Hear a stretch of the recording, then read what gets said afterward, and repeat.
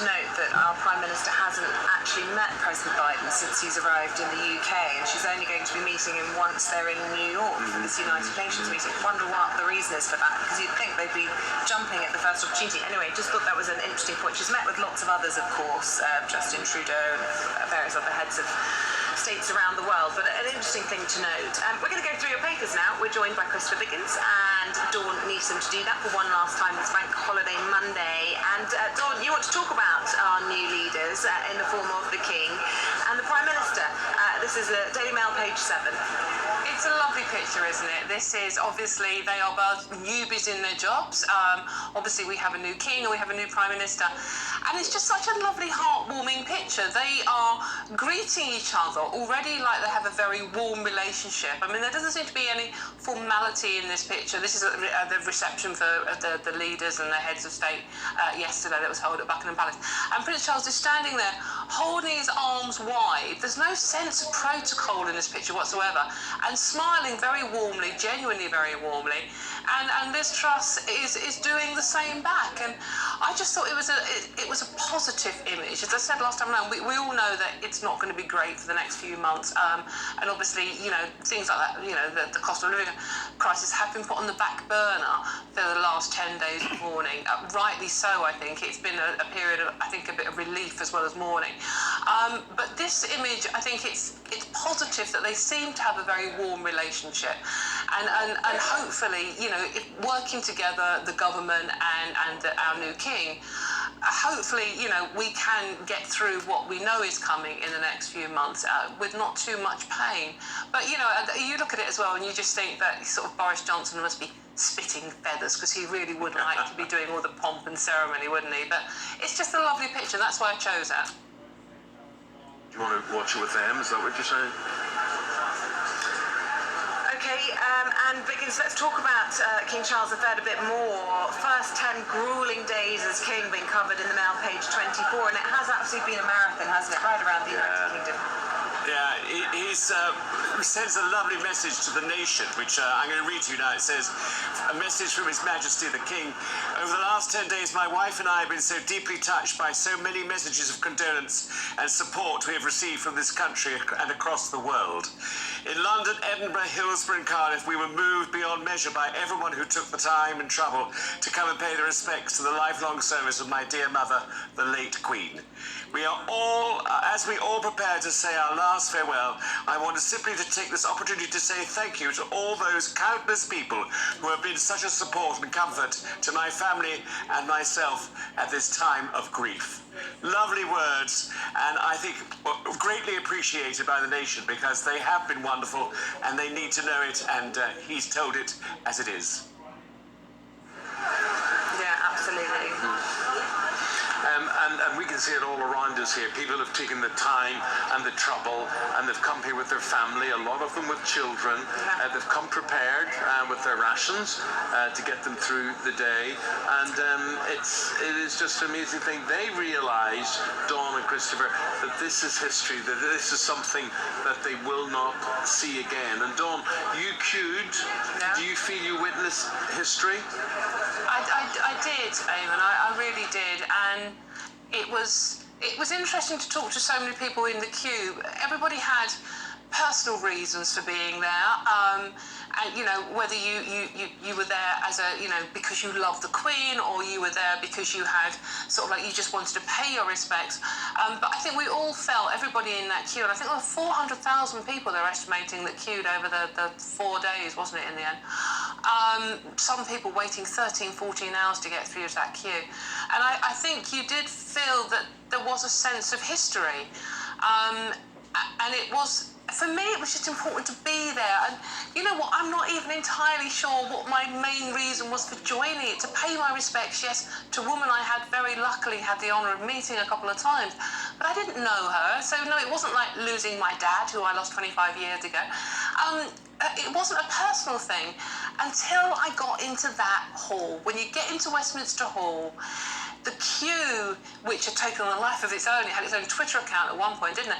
The queue became almost like the background to what you were really there for, and that was saying goodbye to, no matter what you thought, of the royals as an institution, who, as a woman who had this incredible sense of duty and service. And we look at the picture that's on the front pages of many of the newspapers today, that lovely beaming picture of her in her blue, taken just before her jubilee, just a few months ago. And you can't quite comprehend that that was like literally just those few months ago, and she was working up until 2 days before she died. And that sense of basically sheer grafting, that's what it was, wasn't it? And I just think, you know, we could all take a leaf out of her book about the amount of hard work and dedication she put in. So I think that, you know, the fact that you queued for, whether in my case only 6 hours, it was quite lucky, or 13 hours, it was the very least you could do to pay your respects. And yes, to say thank you. I thought also last night on television watching the it. lady we're seeing, the lady we're seeing now was the last mourner allowed through. The red-haired lady, and she had the backpack on and everything. I just wanted to point out to people that she was the last one that they allowed in to see, and that was just at about 6:30 this morning. Yeah, what a quiet farewell that must have been. And that was so emotional watching her do that as well, to be the last one. And there were people literally running to join the end of that queue at the end, because you knew that they had to shut off at some point. And there were people sort of like so desperate to be in the queue and get that wristband, because it was all about getting that wristband, and then you knew you were going to go to the hall. Crossing their legs, like really to go to the loo, but it's more important to get in this queue right now to make sure that I am going to get a chance to pay my respects. Well, look, stay with us, because after the papers, we do have a really interesting guest who suffered that queue, and they were not of any insignificant age. We'll be talking to them after we finish speaking to Holly and Philip. And Megan. Are we talking to them? No. This isn't a queue jumper. This is somebody who paid their dues. Wow. But look, we've been talking about the extraordinary images, the image of that lady being the last one in Westminster Hall. We're also seeing extraordinary images, quite often live this morning, of Westminster Abbey, of buses arriving, carrying dignitaries and other guests of the 2,000 guest list. And you've chosen this story, Biggins, which is in the Metro, about the buses being used to ferry people into the funeral.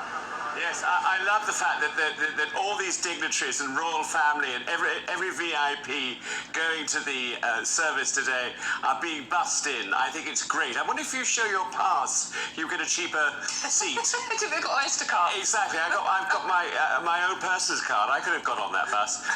But I think that's wonderful. And of course, the only person who is going in his own beastie is the President of the United States of America. No bus for him. He's going in his big beast of a car, which is, I think you can blow it up and nothing happens.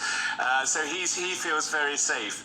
I tell you something, the other thing I think which has been wonderful, I would love to mention, is the fact that the 8 or 9 men, I think there's one at the head, carrying the Queen's coffin in different parts of the country, in Scotland and down here, it's been so moving, and what a wonderful thing for those guys to do. I mean, they must be so proud, and it must be a very difficult thing to do, because it's lead, lined in lead. It must be, I mean, she was nothing, poor woman, but I mean, weight-wise, but I think, to carry that must be such a wonderful, wonderful thing to have achieved in your career. Absolutely marvellous.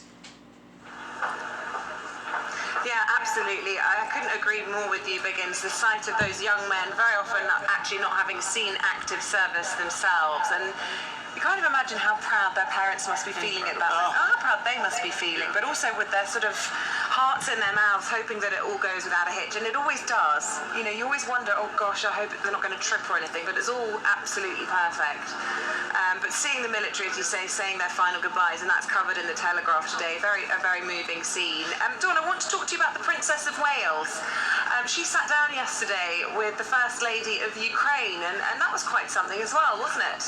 Yes, again, Isabel, it's a picture that has made most of the papers and given very good display as well. It's the two women obviously wearing their black. I mean, this is Alina Zelenska, the wife of President Volodymyr Zelensky at Buckingham Palace. So it's Kate and Alina sitting on sort of like gingham chairs either side of a fireplace, if you can't see the image, you're listening on the radio. And they both look very solemn, and I think I've chosen this story because it's a reminder that there are other things going on in the world at the moment, and obviously, you know, the ongoing situation in Ukraine is something that we all do obviously need to keep in mind. But you know, Alina is over here, and there is. We don't know. It hasn't been confirmed whether President Zelensky will be coming over here himself. There is a thought that he might be at the service today joining his wife, but at the moment it is just her. But it's a very solemn, moving image. But you know, going back to what Biggins was talking about just now, I love this piece of advice from a former diplomat to people like Catherine and the rest of the royals, who's saying, look, you know, you've got all these world leaders here, and it's like his advice is, as a diplomat, he says, keep apart leaders who hate one another, watch what you feed them, and make sure that President Macron is near the front to avoid a hissy fit. It's just like, you know, it's like, you know, we all know what it's like when you're trying to plan a family wedding. Can you imagine planning so many, not just the big personalities you have involved, you know, sort of like it was mentioned Biden and his supercar, but also the leaders that hate one another. I mean, you know, you've got Israel and Palestine. I mean, how do you seat them, and how do you make sure they walk down the aisle of Westminster Abbey? It's a nightmare of planning. So the fact that everything has gone so smoothly so far is a credit to everyone involved in organising it.